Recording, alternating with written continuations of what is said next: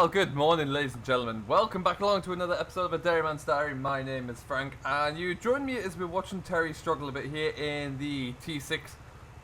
We're trying to get cracking with a bit of spring drilling, and it's we're a little bit behind here, so we're coming on to one of the hilliest fields we own, and it's a little bit tough going up at this top end.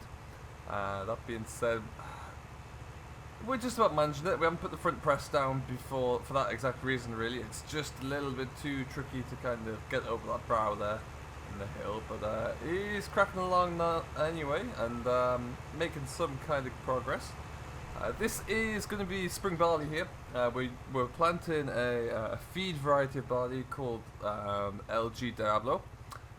So this will be going into animal feed. But yeah, so we're getting ourselves going here for the most part today, and we'll do this field, and then you can just see through the field there. There's one on the far side as well, through those trees. Beg your pardon. So it's nice to actually get the ground turning over.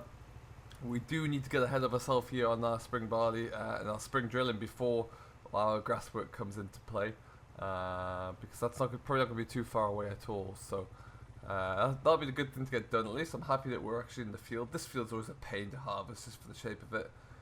Pain to drill as well. That's why we have the larger John Deere tractor to pull the plough, because that plough takes some lugging up and down these slopes. But yeah, we're going to leave him to do his thing. He's cracking along there. Long may he continue. Just climb over here. There we go. And yeah, now this is a field of oats, and it's not looking very good. It's riddled with weeds. We've tried to spray this off a few times to get on top of it. Just struggling, really. You can see there's a lot of greenery in the bottom, a lot of trash in there, a lot of different flowers on the top. So the yield we'll get from this is not going to be very fun, but it's something we're just going to have to kind of stomach for what it is. And we'll see how that pans out, really. But yeah, for now it's not the greatest, unfortunately. Our plan for the day, though, is a little bit different. We're going to go back up and looking to get the cattle sheds mucked out, get those cleaned out there, maybe even get a bit of slurry out if we can as well. But first things first, we're going to go back there to hook the 77 up to a trailer, and then we're going to use the loader a little more and see how that pans out, really. So that should be quite good. We're going to be carting the mug not too far, just the field that's going to be drilled at the end of this. Well, it's supposed to be drilled at the end of the spring. We might not. We might just leave it, maybe stick a cover crop in there and leave it until the autumn, but we'll see. Pull this in for here now. Oh, our milk truck's in for this morning. That's a little bit later than usual, but at least it's here. They'll just be taking away the last of the milk from this morning's milking. Typically from this morning, and we were able to keep it chilled from the night before as well, so that works out okay. Balloonists are up again. Let's go and see if we can find this driver. We'll see if we can get him out of here. And away he goes. So that driver comes in every day. Yeah, it's...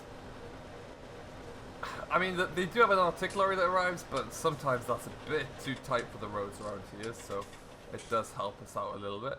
We've got the power loader ready to roll. I've kind of pushed up the muck in here a bit, so it's easier to pull out there. There's going to be several loads, and we could probably do tidying this all up as well, actually.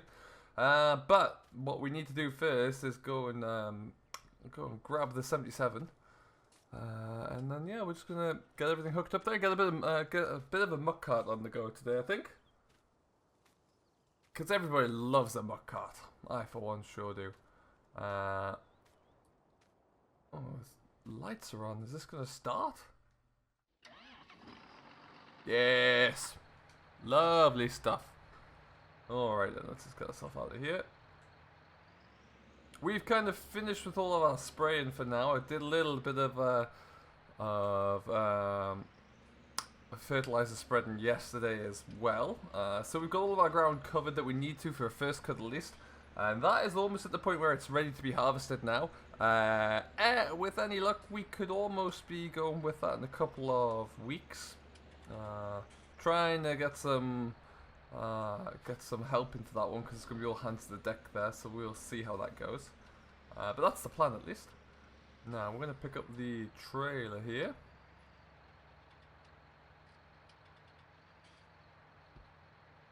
There we go. These trailers are not the biggest, they're about 12 ton. Yeah, 12 ton I suppose. If you were filling it with wheat, at least you get about 12 ton. But yeah, so it's not too bad actually. Certainly big enough for what we need. We don't, when we're carting grain, we're really not going very far with it. Quite often we'll just bring it back to here and tip it into one of our sheds. So yeah, we can make do with that for sure. What we are going to do though is just kind of get a bit of an angle going here. And no, actually change of plan, we'll just spin ourselves around here. There we go. Trying to overcomplicate things there again. I have often thought about trying to upgrade these trailers, but to be honest, the cost of... I've seen quite a few good Stewart trailers, and I've seen... I'm intrigued by the Braun trailers as well, but heavens, they're expensive when this one... I mean, I'm not going to buy a brand new grain trailer and then just batter it by using it on a muck cart every day. It's going to be left to its own devices, really, and just used for grain. And to be honest, the other trailer we have here is in great condition. We made a conscious decision from the word go to use one solely for cart and muck, and it's doing a great job. God knows where they're from, but yeah, they're doing well. And as you can see, this one's kind of battered and bruised a bit, but hey, it's still doing everything we need. No, I might even knock that back a little bit more, actually. Let's do that. So I hope everything is going very well with you all. I would love to say a huge thank you very much for all the very kind words about the first episode. Really delighted that you all got to see that and all enjoyed it. I had a very nice time reading through all the comments there, so thank you once again. We're just going to scoot round. There we go. As you can see from just the other day, we've already used quite a few of these silage bales up. We're going through at the moment in the region of about 6 a day, so they're not going to last very long at all. But for now, and that's 6 a day at the moment, what I should say is as they're also getting some, eating a lot of grass, they're getting a lot of nutrients from outside as well. Okie dokie then. Getting a little bit more time on this loader, you start to realise the benefits of it really. Haven't yet needed to find a rhyme or reason to do any of the pivoting, but it's still nice to have. One day I might actually just fill up when we have the cattle back inside, fill the silage troughs up just by doing that, but certainly not now at least. But no, all in all, I am finding this to be very useful indeed. There we go. Nice and kind of nimble and agile machine there, but it's got a bit of grunt to it as well, which is what you always need with the farm loader. Nice little bit of grunt. Oh, and no, I haven't quite. Let's just swing that back around.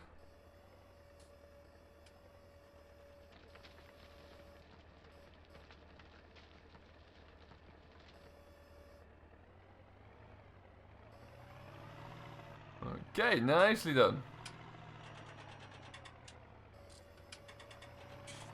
So this is the last of, well, yeah, probably the last of the muck we're going to have to cart out of here. All of it has been spread so far. This is probably just going to stand in the corner of the field for now, I think. I'm in two minds whether I'm going to put it down now. I might well put it in now, give it a chance to be worked in, and then we'll get something put onto the field as well, just to make it worthwhile. Or I might just leave it there to kind of decompose a little bit, and then spread it before we come to drill like this in the fall. That might make a little bit more sense. Just see how the weather goes, see how the workload comes along really. That's the main thing at this time of year. Out the way, ladies, out the way. There you go. Really need to kind of prioritize grassland work. We've got a few small contracts coming in for grassland work. We don't do a great deal. We do a lot of baling of hay, really, some small jobs around here, a lot of smaller fields. That's our main priority, and then after that we'll, oh, there you go. That's better. After that, it's all our own work, but we do have to make quite a fair whack of grass, for silage really, or even for, we've got to do quite a bit for hay as well. So what I don't want to do is get distracted from that really. Particularly when last year was such a disaster with our own forage. It really, really was.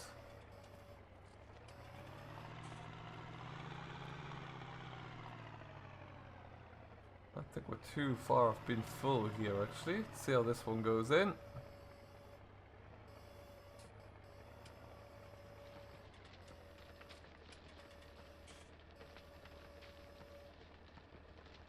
Well, maybe one more as well. There you go. Righty.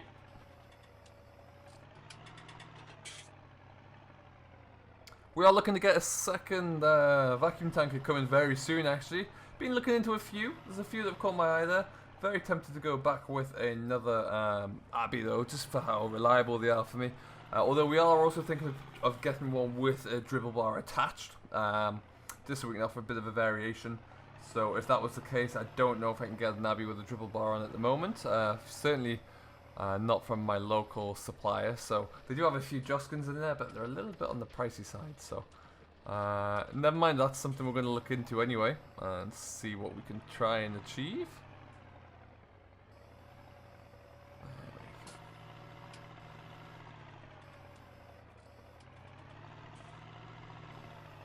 There we go.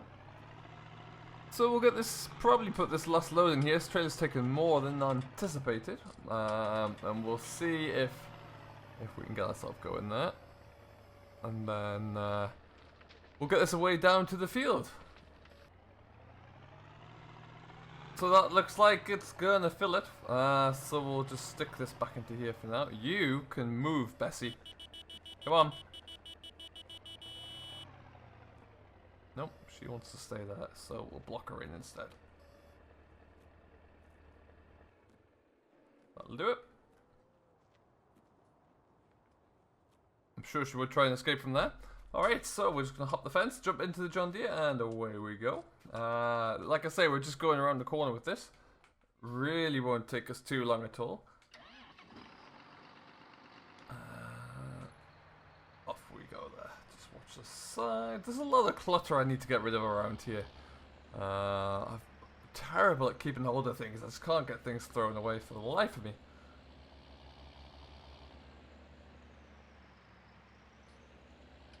Alright then, and off we go. So we're just going to go straight ahead through the gate here. This field was maize. Last time you saw it, at least, we had maize crop coming out of here. Which did us pretty well, actually, I must admit. Pretty well indeed.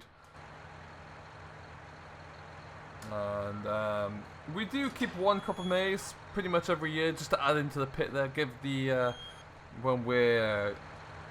when we have the cattle inside there, they do get an awful lot of protein off of a good crop of maize. So that's why there's always this very substantial benefit for us to have it in. So that's why we always keep it around. It is an expensive cost. There's a lot of inputs into it in terms of drilling and harvesting, but you know, the benefits are definitely there. So I think that's something we'll look to continue long into the future. Maybe even when if the conditions allow us to, we might look at increasing the quantity we have, because that would be great for us to be able to really. That'd be great for us to really be able to increase our winter feed proteins. Really, we do well with the grass, but we could always do better. Alright, it's look a great deal there, actually, in all honesty, but it is what it is. We're gonna go and get this load number 2. There's probably about 3 or 4 loads in there, I reckon, at this stage for us, so should be plenty to start a decent heap with. I've actually got to go and do a little bit of ploughing at some stage today. Just a few little game plots here and there on some of our land. We'll get that drilled in. And then after that, I am pretty much all good. We're going to keep Terry going with the drill. Like I say, he's got a couple of fields of spring barley to get through before we think about doing anything else. So one of my priorities is to make sure that he wants for nothing and he can just get going on there. Okay. And then we'll swing into here a bit more. Oh, let's not hit that gate though.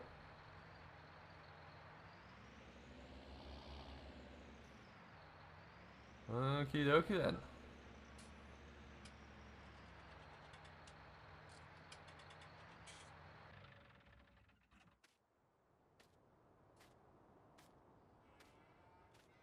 So load number 2, we'll get this done.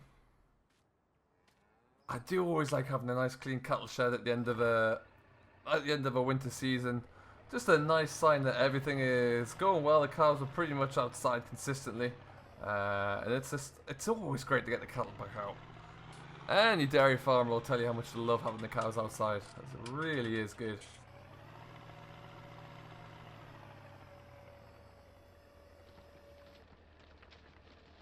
Okay. Do like on the joystick here, you got a red little rocker switch with a front and back arrow. That is our forward backward electronic clutch, really. So it's really nice to have it all on one lever there. So it makes for such an easy, comfortable experience. You could be in here all day doing anything like you know, stacking bales or loading lorries or anything like that, and it's just comfortable. It really, really is. Handles everything, and you know, you don't feel like you're tired, or you don't feel like your knees going numb from having to drop the clutch all the time. That might just be my old man knees.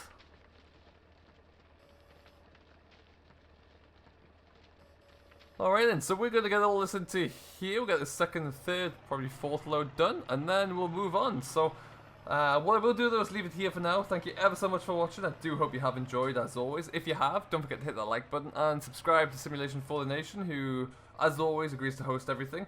And we will see you in the next one, likely coming very soon. It won't be too long till we're getting the mowers out and we're onto the grass. So, that'll be one for all the silage boys out there to keep an eye on. If you do have any questions, comments, or feedback, do leave them down below, and I will endeavour to get back to you as quickly as possible. Until next time, though, I have been Frank, your humble host. I do hope you have enjoyed, and we will see you in the next one.